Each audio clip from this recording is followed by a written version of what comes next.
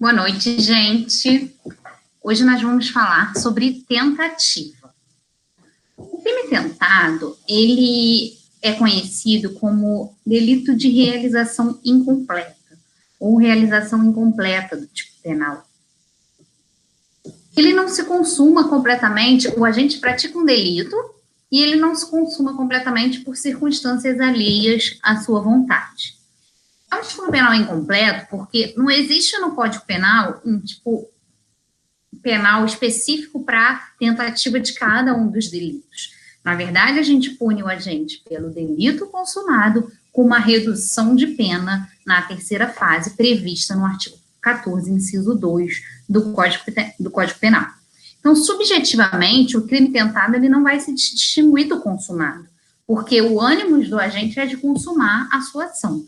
Mas ele acaba não consumando essa ação por circunstâncias alheias à sua vontade. Então, por isso que a gente fala em realização incompleta do tipo penal. A gente tem uma fórmula que a doutrina chama de fórmula de Frank, que é assim, para a gente distinguir a tentativa da desistência voluntária. Se o agente ele não pode prosseguir na execução, ainda que ele queira prosseguir nessa execução, a gente tem configurado a tentativa. Por outro lado, se o agente não quer prosseguir na execução, ainda que ele possa prosseguir, a gente tem a desistência voluntária. Então, essa teoria a gente chama de fórmula de Frank, tá? Frank é aquele autor alemão. A gente tem algumas teorias que fundamentam a punibilidade da tentativa. A primeira delas é a teoria subjetiva. Segundo essa teoria, qualquer ato de preparação é considerado tentativa. E aí vamos fazer um parênteses para eu explicar para vocês o que é iter criminis. Iter criminis é uma expressão em latim que se chama caminho do crime, numa tradução abrasileirada. O iter criminis é composto pela fase interna e pela fase externa. A fase interna são os atos de cogitação, aqueles que existem apenas na mente humana. A fase externa, ela se divide em atos preparatórios, atos executórios e a consumação do delito. Agora, o exaurimento do delito fica fora do iter criminis. Até porque, em casos como crimes formais, o exaurimento ele não é nem necessário, né, para comprovar o crime. Então, o exaurimento ele não está dentro dessa fase externa, apenas os atos preparatórios, os atos executórios e os atos de consumação. A teoria subjetiva, como eu estava falando, ela começa a punir nos atos preparatórios, né? O primeiro caminho da fase externa do iter criminis. Então, para essa teoria subjetiva, qualquer ato de preparação é considerado tentativa. Ele não é adotado, essa teoria não é adotada pelo nosso ordenamento jurídico aqui no Brasil. Nesse caso da teoria subjetiva, a teoria ela não vai levar em conta só o desvalor da ação, ela vai levar em conta o desvalor do resultado e o desvalor da ação. E, por isso, ela possibilita a punição desses atos preparatórios também, tá? Mas ela, como eu falei, não é adotada pelo nosso ordenamento jurídico. A gente tem uma outra teoria, que é a teoria objetivo formal ou lógico formal. A execução se inicia com a prática do verbo do tipo, do núcleo do tipo. Por exemplo, na lesão corporal, no homicídio, matar alguém. Na lesão corporal, causar lesão corporal em outrem. Então, quando a gente pratica um núcleo desse tipo, pela teoria objetivo formal ou lógico formal, aí inicia a execução e possibilita-se a punição da tentativa. Mas a gente tem situações em que a gente fica num liame muito próximos. Não foi ainda a execução do verbo do tipo, mas a gente quase configurou a execução. Ou será que nesses casos a gente não poderia falar em tentativa? Para isso, a gente tem a teoria objetivo material. Para essa teoria, a gente analisa o perigo ao bem jurídico. A execução vai se iniciar quando há a prática de atos imediatamente anteriores ao núcleo do tipo, quando a gente considera que houve um perigo real ao bem jurídico. O STJ adota a combinação dessas duas teorias, a teoria objetivo formal e a teoria objetivo material. Se a gente for olhar apenas a disposição legal, a gente teria que falar que o nosso ordenamento adota apenas a objetivo formal, execução do núcleo do tipo. Mas o STJ adota a combinação com a objetivo material. Perigo ao bem jurídico, tá? Com atos imediatamente anteriores ao núcleo do tipo já possibilitam a tentativa. E por que o STJ fala isso? Para trazer um pouco mais de justiça ao caso concreto. E aí vocês podem ver no RESP 125.2770. 125.2770 do Rio Grande do Sul, ministro Rogério Schietti. Nele, o STJ explica direitinho a distinção entre objetivo formal e objetivo material, como eu fiz agora, e falando que é preciso que a gente adote as duas para a gente trazer mais justiça ao caso concreto, para a gente poder diferenciar situações mais complexas, que a gente, às vezes, com o objetivo formal não conseguiria diferenciar. Existe uma terceira teoria, quarta no caso, né, que se a gente considerar subjetiva, mas uma terceira teoria objetiva, chama objetivo individual, ou objetivo subjetivo, ou objetivo final, também é um nome pelo qual ela é conhecida.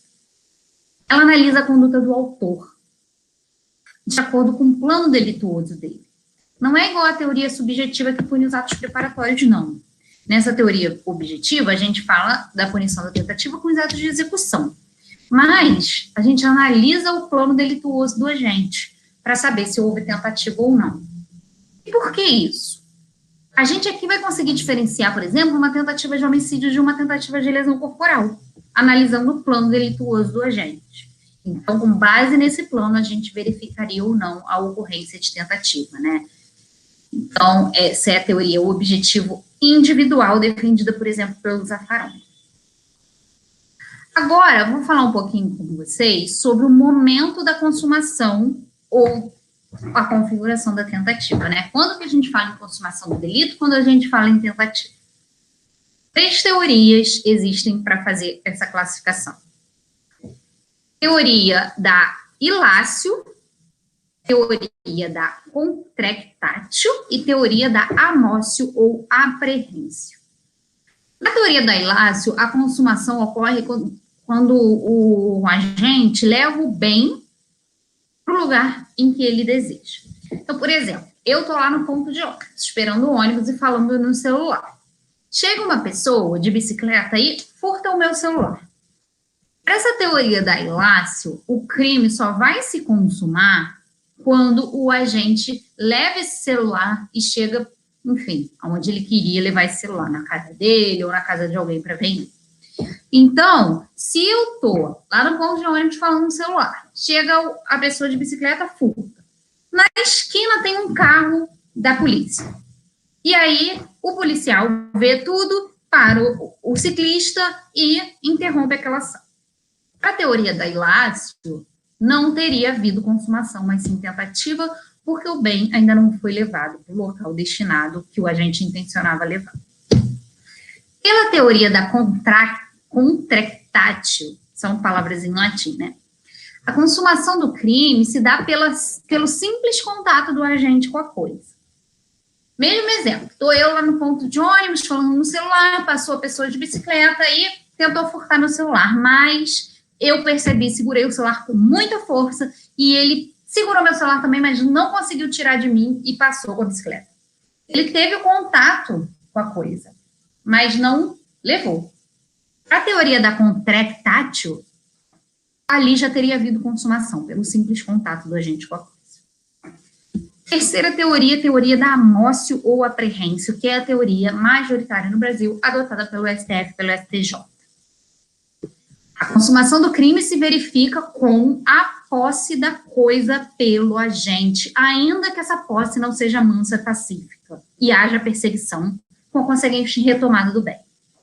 Então, vamos ao mesmo exemplo, estou lá no ponto de ônibus, falando no celular, passa a pessoa de bicicleta, furta meu celular, e chegou com o celular até a esquina, porque tinha um carro de polícia na esquina, parou ele, recuperou o celular e me devolveu.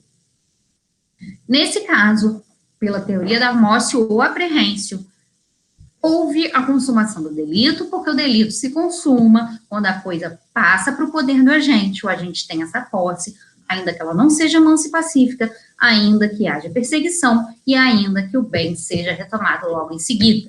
RESP repetitivo 152.4450. 152.4450. Súmula 582 do STJ. Consuma-se o crime de roubo com inversão da posse do bem mediante o emprego de violência ou grave ameaça, ainda que por breve tempo e em seguida a perseguição imediata do agente e a recuperação da coisa roubada, sendo prescindível a posse mansa e pacífica. Tá? De novo, um outro RESP repetitivo do STJ, 152.4450. Consuma-se o crime de furto com a posse de fato da res furtiva, ainda que por breve espaço de tempo em seguida de perseguição do agente, sendo prescindível a posse mansa e pacífica. Na verdade, não é outro RESP, né? É o mesmo que eu tinha lido ali em cima. Bom, então, finalizando, a gente adota aqui no Brasil a teoria da Amócio ou aprehencio. Classificação da tentativa. Tentativa pode ser branca ou incruenta, quando não houve ofensa ao bem jurídico. Vermelha ou cruenta, quando há ofensa ao bem jurídico. Perfeita, acabada ou crime falho. É quando o agente ele esgota todos os meios de execução que ele dispõe e ainda assim não consegue consumar o crime. O agente tem uma arma de fogo, essa arma de fogo tem 4 balas, ele dá 4 tiros, mas ele não consegue acertar a pessoa que ele desejava. Essa é uma tentativa perfeita, acabada ou crime falho. Tentativa imperfeita, inacabada ou propriamente dita. O agente ele tem 4 balas ali no revólver. Ele atira uma vez, não acerta quem ele desejava, mas ele é interrompido por uma outra pessoa que chega e não permite que ele atire as outras 3 balas que tinha no cartucho. Então, essa tentativa é imperfeita, inacabada ou propriamente dita. Sem utilizar todos os meios que tem à disposição, o agente é interrompido na sua ação por circunstâncias alheias à sua vontade. Agora, para finalizar, alguns crimes que não admitem a tentativa. Crimes culposos não admitem tentativas, porque o crime culposo se consuma sem um dolo, né, sem uma vontade específica do agente. Então, não admite tentativa. Crimes pré-dolosos, os crimes que têm dolo no consequente e culpa dolo no antecedente e culpa no consequente. Esses crimes pré-dolosos, o agente inicia a conduta com dolo, por isso que é dolo no antecedente, mas quando ele termina a conduta, o resultado dessa conduta, ele é culposo. É, por exemplo, a lesão corporal seguida de morte. Costuma ser um crime pré-doloso. Nesse caso, não se admite tentativa. Crime omissivo próprio, que tem como principal exemplo a omissão de socorro, artigo 135 do Código Penal, não admite tentativa pela doutrina majoritária. Os crimes unissubsistentes, que a sua conduta não pode ser fracionada, é realizada em ato único. Por exemplo, a injúria oral, artigo 140 do Código Penal.